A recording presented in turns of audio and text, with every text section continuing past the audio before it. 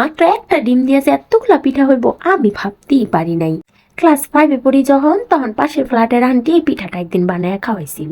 আন্টিটা মনে হয় বরিশালের, আমার তেমন একটা মনে নাই, কিন্তু পিঠাটা খাইতে খুবই দারুণ হয়েছিল। স্বাদটা এখনো মুখে লাইগা রয়েছে। সেই দিন আন্টি থেকে আমি কিন্তু শুনে নিছিলাম যে কেমনে কেমনে এটা বানাইতে হয়, কিন্তু ছোট ছিলাম তো আর বানাইতে পারি নাই। আসসালামু আলাইকুম, আমি সারহাজি। আজকে এই নতুন একটা ভিডিও নিয়ে হঠাৎ করে এই পিঠাটার কথা মনে পড়লো যে বানাই আপনাদের সাথেও শেয়ার করি।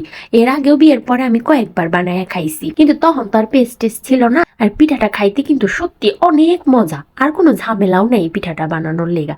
এই যে আমি একটা ডিম নিছি, ডিমের সাথে আমি চিনি আর সামান্য পরিমাণ লবণ দিয়ে ভালো করে ফেটা নিছি একদম চিনিটা গইলা যাওয়া পর্যন্ত। তারপরে এখানে দিয়ে দিলাম গুঁড়া দুধ আর পরিমাণ মতো সুজি।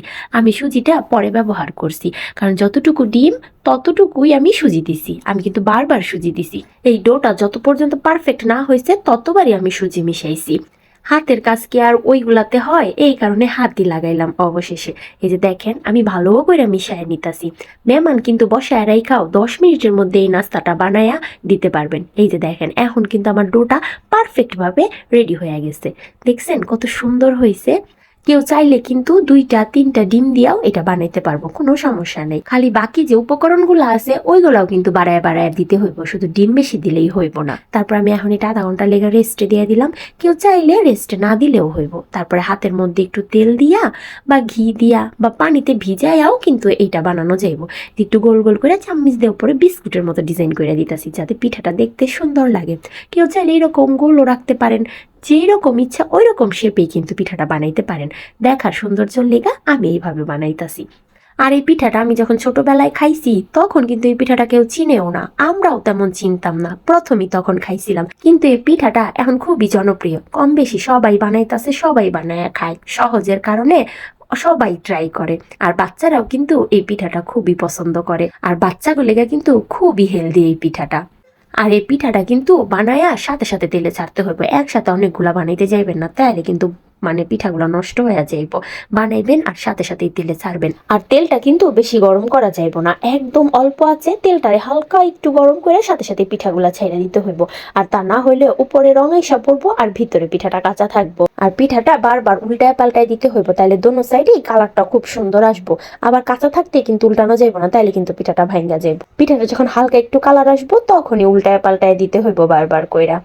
আর এই পিঠাটা একদম লো হিটে বানাইতে হইব, আর তা না হইলে কিন্তু পুইরা যাইব, তিতা তিতা লাগবো, খাইতে একদমই ভালো লাগবো না। এই যে দেখেন আমারটা কিন্তু আমি বারবার উল্টায় পাল্টায় দিতাছি, আর একদম চুলাটা আমার লো হিটেই আছে। এই পিঠাটা কিন্তু মাসখানিক সংরক্ষণ করে রাখা যায়, একদম নষ্ট হয় না। একবার বেশি করে বানায়া অনেক দিন রাইখা খাইতে পারবেন, কিন্তু এই পিঠাটা গরম গরম খাইতেই বেশি ভালো লাগে। সন্ধ্যার নাস্তায় তো একদম জমা যায়, আর বাচ্চাগো টিফিনে কোনো কথাই নাই। পিঠাটার স্বাদটা হালকা হালকা মিষ্টি মিষ্টি আর অন্যরকম একটা স্বাদ লাগে, খুবই মজা লাগে। বাচ্চারাও কিন্তু খুবই পছন্দ করে। বাচ্চাকে হাতে একটা করে ধরায় দিলে বাচ্চারা কিন্তু শান্তও থাকে।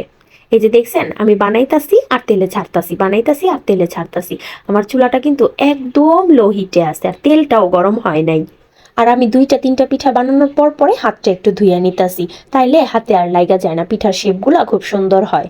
আমি কিন্তু কোনো বেকিং সোডা কিচ্ছু ব্যবহার করি নাই, তারপরেও দেখেন আমার পিঠাগুলো কত সুন্দর ফুলতেছে। আমি অনেকেরই দেখছি সোডা ব্যবহার করে, কিন্তু সোডা ব্যবহার করলে আমার আবার ভাল লাগে না। এই কারণে আমি একদম ঘরোয়া উপকরণে যা হাতের কাছে থাকে ওইগুলা দিয়েই বানাইছি, যাতে বাড়তি কোনো ঝামেলাই না লাগে।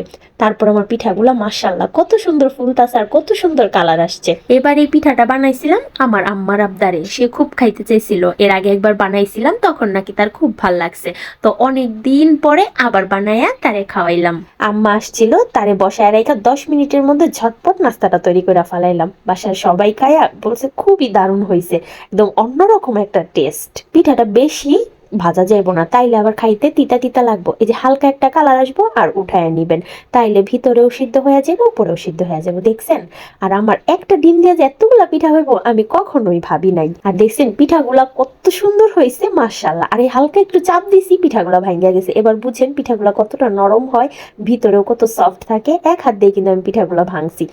আপনাদের কাছে কেমন লাগছে অবশ্যই কিন্তু জানাইবেন। আর আমার ভিডিওটা যদি আপনাকে মনে ধরে তাইলে কিন্তু শেয়ার করতে, লাইক কমেন্ট করতে ভুলবেন না। আজকের মতো আল্লাহ হাফেজ। আর এতক্ষণ আমাকে ধৈর্য ধরে সহ্য করার জন্য সবাইকে ধন্যবাদ।